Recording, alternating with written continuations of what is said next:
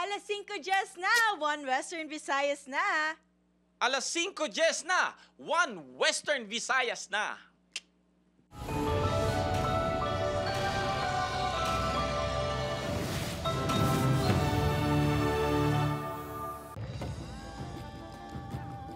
Mga balita ang atong tutukan sa mga Webes. Sa nagapadayon ni filings ng COC, linyahan ng isang mga magapadalagan mas nagainit pa. Sa Iloilo City, Mayor Jerry Treñas nag-anunsyar nga magapaiway sa mga eleksyon. Anak sini magapadalagan bilang alkalde upod kay Congresswoman Julien Baronda. Babae ginlampusan, tubtob mapatay sa mga sospek na nagsulod sa iyang balay sa Sara Iloilo. Upod sini nga dalagita, nag-aligar nga ginhimuslan sa mga sospek. Driver sa salakyan, nagtugas ng traffic sa nagtuyong mag-U-turn sa approach sa Bata Flyover sa Bacolod City. Driver ginapahayag nga isa ka foreigner. Mount Canlaon, liwat nagbugas ang madamong nga volume sa sulfur dioxide. Sunod sa FIVOS, padayon nga ginamonitor. Ka-grade 1 student, nagdala sang kaligawan sa netizens bangon sa pang-explain sini sa solar system gamit ang interactive playboard. Ini ang GMA Regional TV, One Western Visayas. May hapon mga puso, ako si Aiden Prietos. 44 anyos ka babae patay sa ginapahay ginampusan sa mga sospek sa sulod sa mismo balay sa Sara Iloilo samtang nagakatulog. Kaupos sini nga 17 anyos nga dalagita ginaligar ginhimuslan sang sospek. Nakatutok John Sala. Nagapaligo sa kogalingon sini nga dugo kag wala na sang kabuhi ang 44 anyos nga babae nga kilala kay Grace Fortaleza sang nasapuan sa iya hiligdaan sa ilang balay sa barangay Arante, Sara, Iloilo kaina sang kagahon. Suno sa utod sang biktima nga si Lota. Ginpahibalo ini sa iya manak nga si alias Maria 17 anyos ang natabo. Gani dali ini nga nagpadulong sa lugar. Alas 12 in punto, gintok-tok ako sa bata ko nga nagahinibe sa nga napatay na ko na si mama niya gik. Tapos pagwa ko ginantaw ko to ang manghod ko nga si Grace. Kaya mo to nga wala na gid sa. Base sa panisay ni alias Maria, nakabugtaw kuno ini matapos ginkuga sang mga sospek.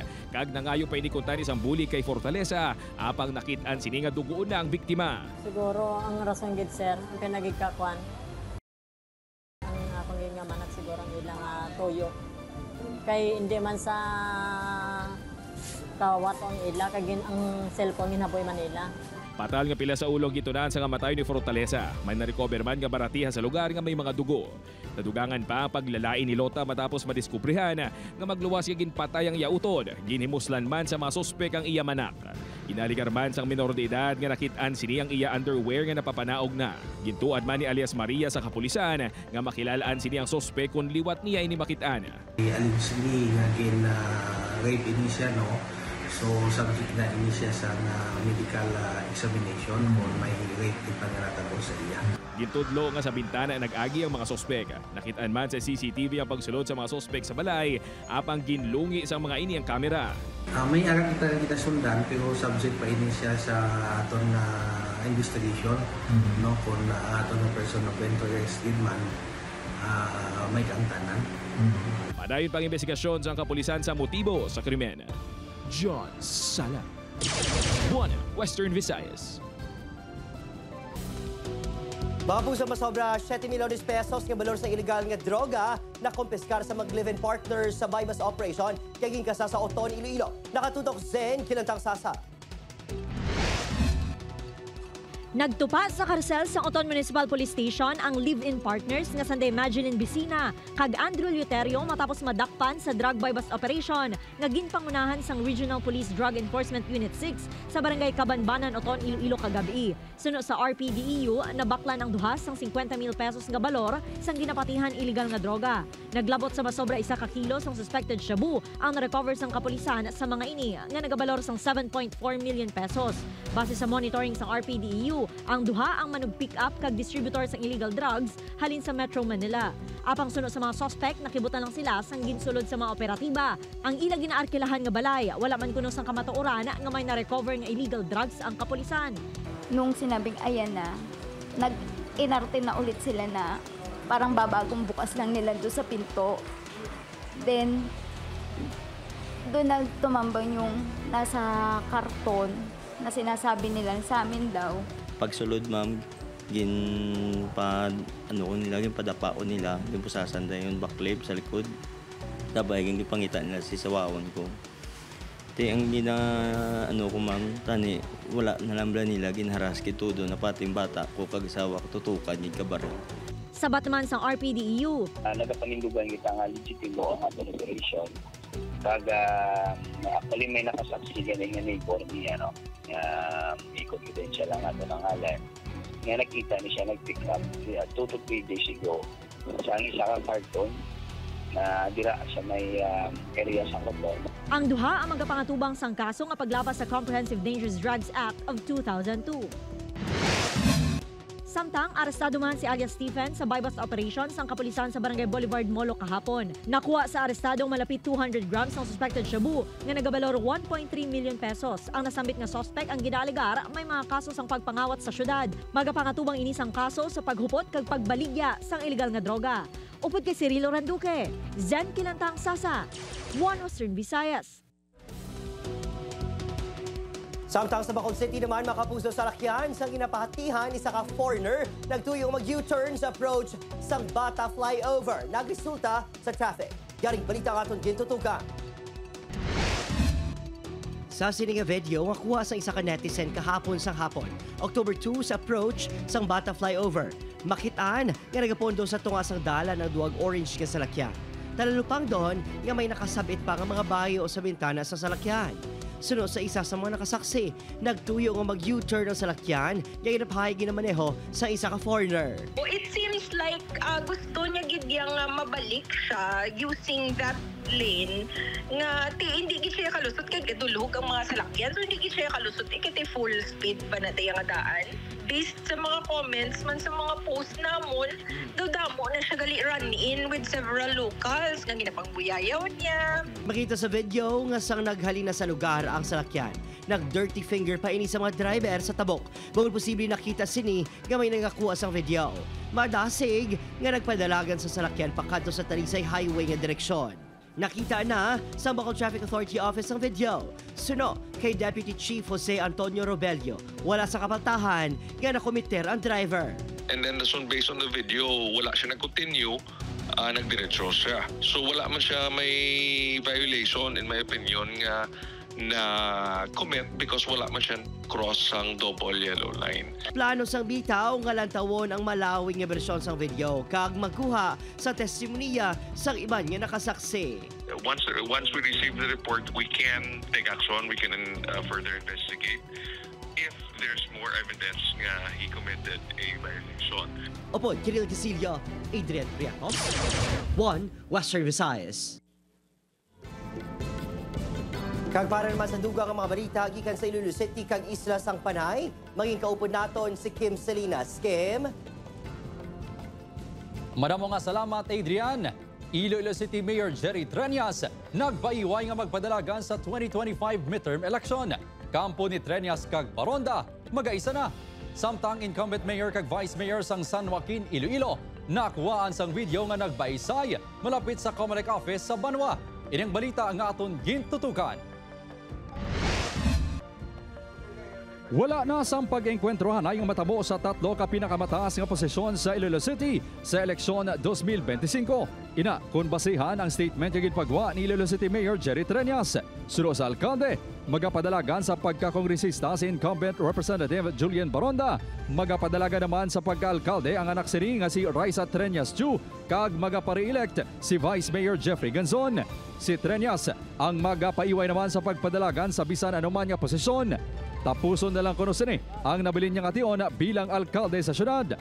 Nagapangay naman ni isang pangamuyo matapos magpaidalom sa bile duct operation. Antes magwa ang pahayag sang alkalde, nagpagwa sang statement ang kampo ni Baronda nga ginahitso pa ang ginaligar pag-isa sang duwa ka kampo.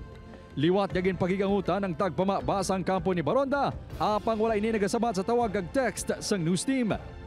Samtang, ginkumpirmar sang Comelec Iloilo City nga nagkuha sang COC form sang anay punong barangay sang Halandone Estate Lapu sa idalom sang PDP Lawan. Sa istoryanay namon nang nagpuwa sila kompleto nga sila si Usupong. Mayor, Vice Mayor, City Councilors, kag Congressman. Nangintensyonado naman ang filing sang Certificate of Candidacy sa San Joaquin, Iloilo.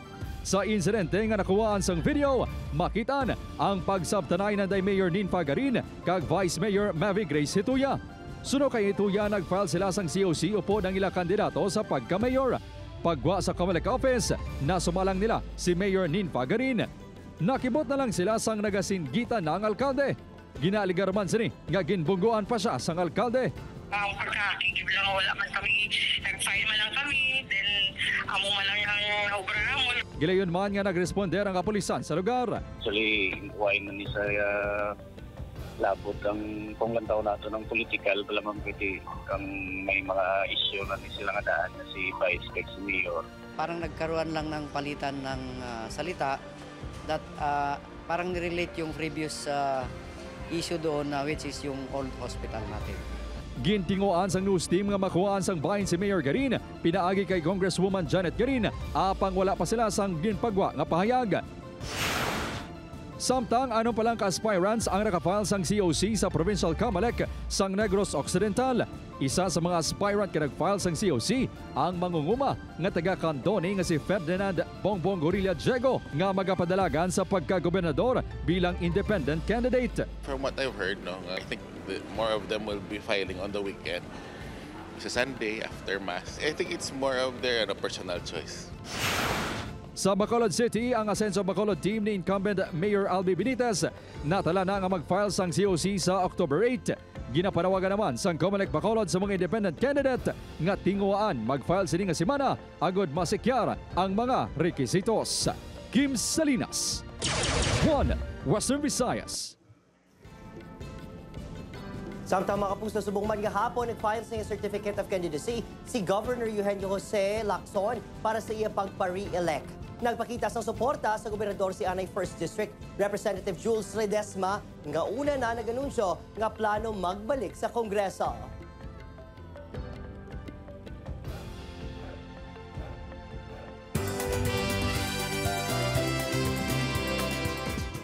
Mga kapuso, sa Sabado na, October 5, ang opening salvo sang selebrasyon sang Mother of All Philippine Festivals, ang Senyor Santo Niño Ati-Atian Festival 2025.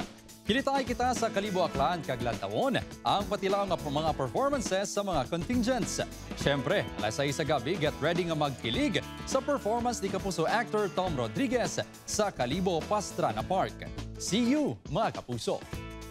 Excited na akong makisayo sa inyong lahat this coming October 5, Saturday at 6 p.m. sa Kalibo Pastrana Park para sa opening salvo ng Kalibo Senyor Santo Niño Ati-Atian Festival 2025. I'll see you all there, mga kapuso. Ini ang GMA Regional TV, One Western Visayas. Babong sa Department of Education 6, sinatugyan na sa Schools Division of Aklan ang pag-imbestigar sa nagluntad niya shooting incident sa isa ka eskwelahan sa Numancia, Aklan. Kapulisan, ginmanduan sa PRO 6 sa hugot nga pag-coordinate sa mga eskwelahan. Si John Sala nakatutok live, gikan sa Barangay Duran, Iloilo City. John, ano ng update?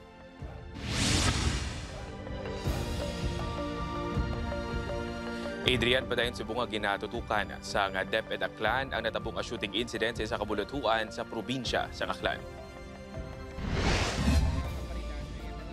Nagapatigay na sa investigasyon ng Schools Division of Aklan sa natabong pagpangluthang sa sulod sa Numancia Integrated School sang Lunes ang aga. Sino sa Department of Education 6 wala sila sang poder sa investigasyon bangod santo sa ila proseso. Ang SDO Aklan ang magapanguna sa investigasyon. Apang posible nga magapanabad ang mga opisyal sa bulutuan depende sa mga niresulta sa investigasyon sang legal department sang SDO Aklan. May legal officer kita sa Aklan. They will be the ones to determine if ever nga mayara man. And if ever nga mayara, they will recommend the region. Madumduman nga suno sa school principal sa Numancia Integrated School, nagaselebrar sila sa Teacher's Day nga ginako sini nga wala nila gilayon makita ng ginamo tubtob nga gintiro sang suspect nga grade 11 student ang biktima. Magluwas sa nasambit nga insidente. Nagadata man suno sa DepEd 6 sa mga kaso sa mga estudyante nga mga makabig CICL o kung children in conflict with the law. Sa damnag lang, pila ka mga minoro de edad ang nagrambol kag nagbunanay sa Boulevard Molo. May isa man ka grade 9 student kinakuan sang isa ka sa sang shabu sa Haniway, Iloilo. Kag sang nagligad nga semana, isa man ka high school student ang inlampusan sa likod sang baratiha sang isa ka grade 6 student sa Haro, Iloilo City. The schools, no, especially schools kid natin, they can request assistance from local law enforcement entities to ensure peace and order within the vicinity sa aton siningang mga eskwelahan. Agud masiguro nga hindi na maliwat pang natabo sa Numancia Integrated School. Nagmando na ang Police Regional Office 6 sa mga unit commanders nga mas hugton pang ila koordinasyon sa mga bulutuan sa ila area agud mapasang kadang seguridad. Ang aton nga mga unit commanders should be proactive para ma-prevent ang hindi nga mga incidents. And also they should coordinate with the municipal Social Welfare Development Office and other agencies para ma-address ang concerns sa mga child in conflict with the law. Nagapabilin pa sa ospital ang biktima sang pagpanglutang matapos maigo sa tiyan sa ginatudlo sumpak nga gingamit sang suspek. Adrian, nagadepende ang pag-hire sang duga nga security guard sa ikasarang sang bulutuan. Gani hindi tanan nga mga bulutuan diri sa Western Visayas ang may ara sang permanente nga security guard. Gani panawagan sa Department of Education 6 nga hugot ang koordinasyon kag kooperasyon sa bulutuan, local government unit kag law enforcement agencies nga ara sa ila lugar. Adrian. Madamong ginya salamat ka puso John Sala. Nakarecord ang Comelec Iloilo City sang masobra 337,000 kabotante sa pagtakop sa voters registration sang nagligan nga Setyembre 30. Apang posible pa ini magbago bangod na talana nga magpatigayon sang hearing ang Election Registration Board sa Oktubre 14. Kung matapos ang hearing kag wala na sang oposisyon, iga-consolidate na ini sang Comelec para sa pinal nga numero. Samtang may kabugasan nga 1,295,793 nga registered voters ang probinsya sang Iloilo. Pinakamadamo nga botante ang naghalin sa 5th District nga may kapin 313,000. May pinakagamay naman ang botante sang 2nd District. Sa Negros Occidental, malapit 2 milyon na kabotante ang nakaparehistro. Sa Bacolod City naman, 724 registered voters ang nalista sang Comelec.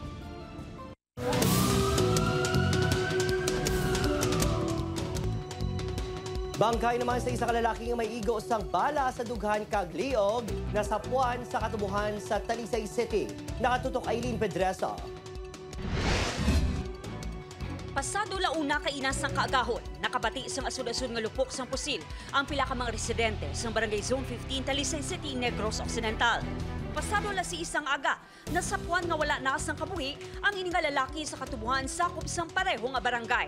Nakasuksok ini sang puti nga sando kag naka-shorts. Katulog ako ya, tapos mga pasado alauna ginpukaw sin din pagpupukaw ko plani panahon. Pero ang nabatian nga na pak dagumuna ba sa gunson.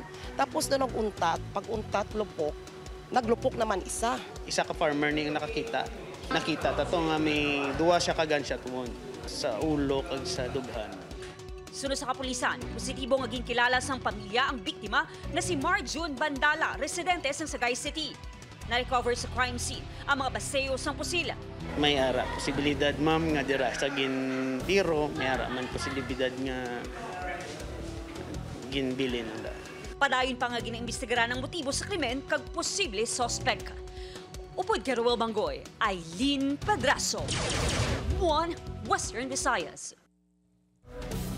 Dakop sa ginpatigayon nga drug bypass operation ng apat ka high-value individual nga Sanday alias Nonoy, alias Gamay, alias Mark, kag alias Marshall sa barangay Taal, Molo. Nakuhaan sang 12 ka sachet sang suspected shabu nga nagabalor sang 680,000 pesos ang apat ka sospetsado. Madugay na ang monitoring sang kapulisan sa mga sospetsado antes ginkasa ang operasyon. Preso na ang apat kag magapangatubang sang kaso sa paglapas sang RA 9165 o kon Comprehensive Dangerous Drugs Act of 2002.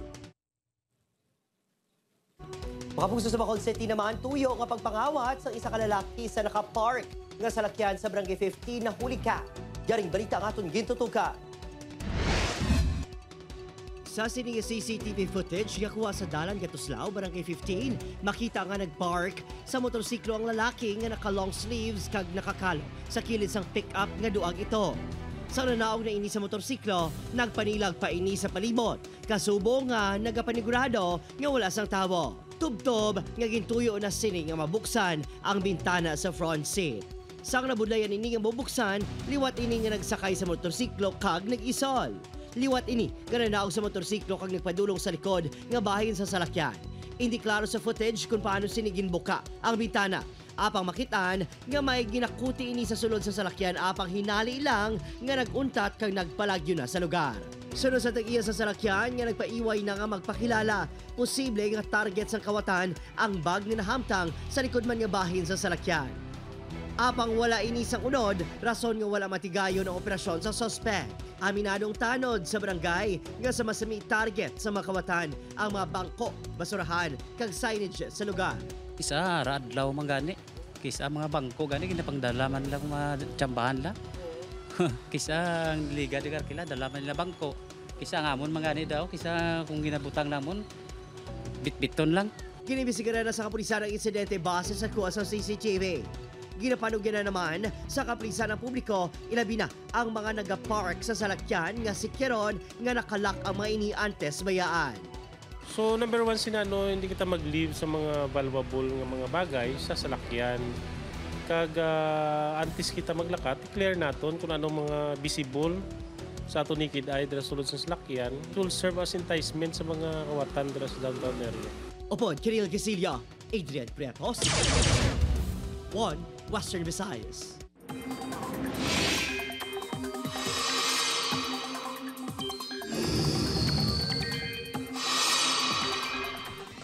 Mga kapuso, nakasulod na liwat sa Philippine Area of Responsibility o CONPAR ang Bagyo Julian kag ginalauman nga mag-landfall sa southern Taiwan.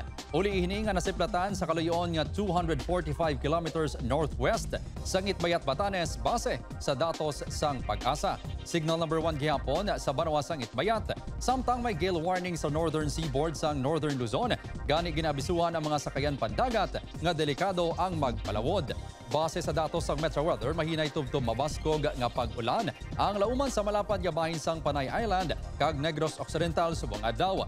Ang trough sang Bagyo Julian, easterlies kag localized thunderstorms ang magapaulan man sa iban pa nga bahin sang lungsod. Napabilin sang kabarangayan sa probinsya sang Aklan ng DK kag Guimaras ang 100% drug-cleared status o kung hilway sa epekto sang illegal nga droga. Ini ang base sa pinakauli nga deliberasyon sang Philippine Drug Enforcement Agency. Yara naman sa 93% ang drug-cleared nga mga barangay sa Western Visayas. Suno sa PDEA, ginabasehan sa deklarasyon kung wala sang drug dependents, wala sang pushers kag users, wala sang shabu laboratory o kung nagapatubo sang marijuana kag may voluntary rehab referral desk kag aktibo nga drug abuse council sa kabarangayan. Pila naman sa mga barangay ang ginkilala nga drug-free o kung hindi ginapektado sang illegal nga droga. Apang pagklaro sang PDEA, hindi permanente ang deklarasyon. Pananglitan mayara sang mamonitor nga may kaangtanan sa illegal nga droga sa barangay. Ini ang IGA Review. In kaso nga maglapse ang aton nga 60 days, this can be a ground for revocation of status. Ini ang GMA Regional TV, 1 Western Visayas. Mga puso, halin sa masobra 5,000, nagsaka sa masobra 9,000 katonelada sa kasupre ang ginbuga sa Mount Calaon sa suludang sa 24 oras ng monitoring sa FIVOS. May na-record man nga 15 ka volcanic earthquake sa bulkan. Hugot gihapon, kaya ginamonitor ang aktibidad sa bulkan nga nagpabilin sa alert level 2. Kahapon, mataas na naman ang sulfur dioxide emission nga aton nga na-measure. No? Na-observe man naton ang moderate plume emission nga naglabot sa 100 meters ang iya nga kataason.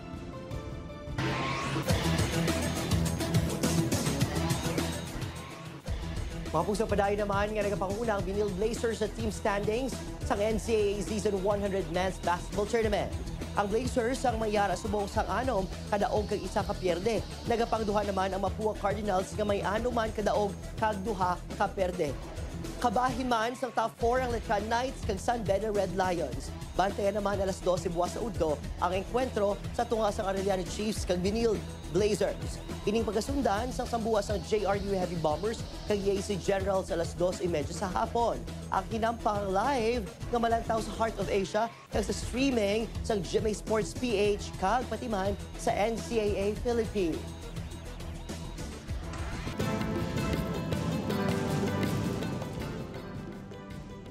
Gintawag ni Israeli Prime Minister Benjamin Netanyahu nga isa ka failure ang missile attacks ng Iran sa Israel kag nagpasalig ngayon ang magatimalos. Ini ang gindeklarar ni Netanyahu sa security meeting sa Tel Aviv.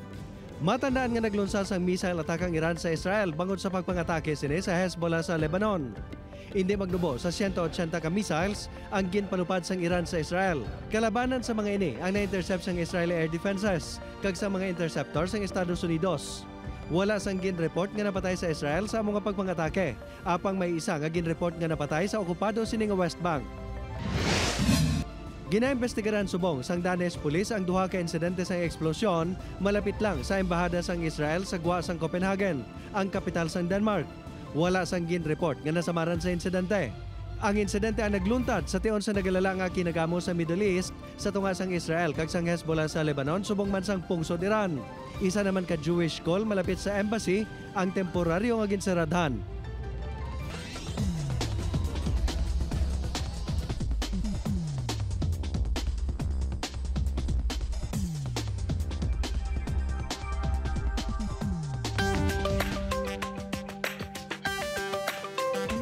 Mga kapuso, grade 1 students sa isa kabulutuan sa Iloilo City, gindayaw sang netizens sa ihibalo sini sa pag-explain sang solar system. Yari ang balita nga aton gintutukan.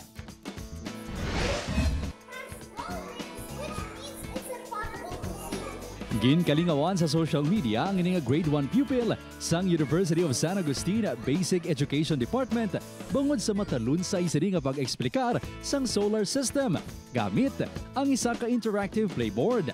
Daw kaangay nga manunudlo na ini bangod eksperto sa gina-explain nga mga butang. Suro sa academic supervisor sa elementary education sa Balatuan, ginkuhaan sa isang video ang estudyante bangod nakibot siya sa abilidad sang bata sa ginihiwat nga science fair sang nagligad ni Simana. We were amazed to know he can mention the figures, sa mga how far, ang mga distance nga pila ka light years. Ang viral nga bata ang ginkilala kay Gil Miguel Faloria sang Pavia, Iloilo. Ngaliwat nag-sample sa news team sang ginhimo sini kag nagpasundayag sang nabalaan sa mga planeta, bulan kag iban pa nga konsepto. Mars also have alien life, including Venus. Suro kay Hilo kon Migi, 4 ini katuig sang nagsugod ang hilig sa science. Sa free time sini, nagabasa siya sang libro kag nagalantaw sang educational videos. When my class finish, I sometimes go to the library to learn more and more. And then? Like organs. Science is my favorite. So I'm gonna be a mechanical engineer. Suno sa amay sini, wala man sila sang pinasahi nga ginahimo para sa ila bata. Nakibot na lang sila sang interes sini. Sa mga 3 years old sa na-observe namin, naka-recite na sa sang alphabet na papaliskat pala. Tapos may mga mga extraordinary na siya bisa nga mabalaan yung mga Russian alphabet. Ginkumpirbar sang science teacher nga principal man sa Bulutuan na matuod ang mga facts nga ginapanghambal ni Migi. He's always drawing things about science, especially the planets, and then some of the high school students also were saying that he's often explaining to them about the solar system. Super proud din sa abilidad sang estudyante kag padayon nga magagiya agud malabot ang full potential ni Migi. Kim Salinas, 1 Western Visayas. Wow, tuman ka alam nga bata kabay pa magdamo ang mga mahilig sa science. Mga kapuso, 83 days na lang, Pasko na. Mahimo ninyo malantaw ini nga episode sa GMA Regional TV official website www.gmaregionaltv.com. Pwede man mabisita kay i-click ang subscribe button sa GMA Regional TV official YouTube channel para sa mga updated kag latest nga balita. Sa aton mga kapuso diri sa Western Visayas, subong man sa aton mga kapuso abroad, madamo gini salamat sa padayon nga pagtuto. Kapuso, mag-isa kita kang hibaloon ang mga balita tungod local news matters. Ako sa Idan Prietos, ining One Western Visayas. Pugos sa puwersa para sa mas dakong misyon, kag mas masangka nga pagserbisyo sa pungsod.